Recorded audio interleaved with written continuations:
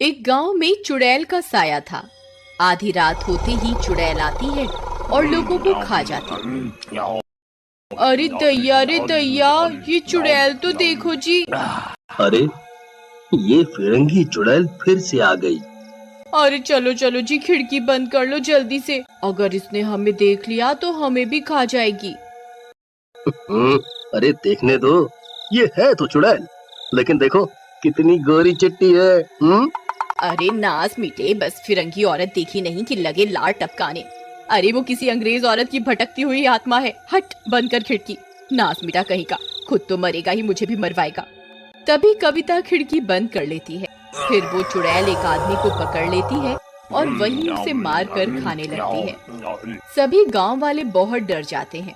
अगले दिन सरपंच एक बाबा को बुलाते हैं। आधी रात होते ही वो फिरंगी चुड़ैल फिर से आती है। अरे चुड़ैल, चली जा यहाँ से। No, I am very, very hungry. I want food, chicken. अरे मर गया रे। अरे ये क्या बोल रही है? लागत है अंग्रेजी में किटर पिटर कर रही है, पर हमको तो ये अंग्रेजी आता नहीं। भागो रे भागो, अपनी जान बचा कर भागो भागो।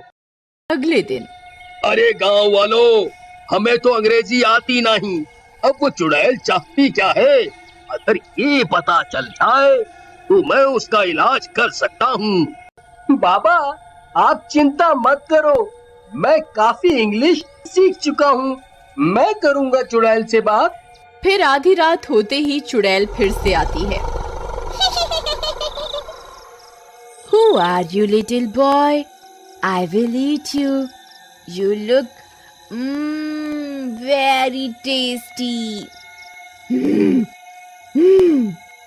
I died because of a big disease and hunger.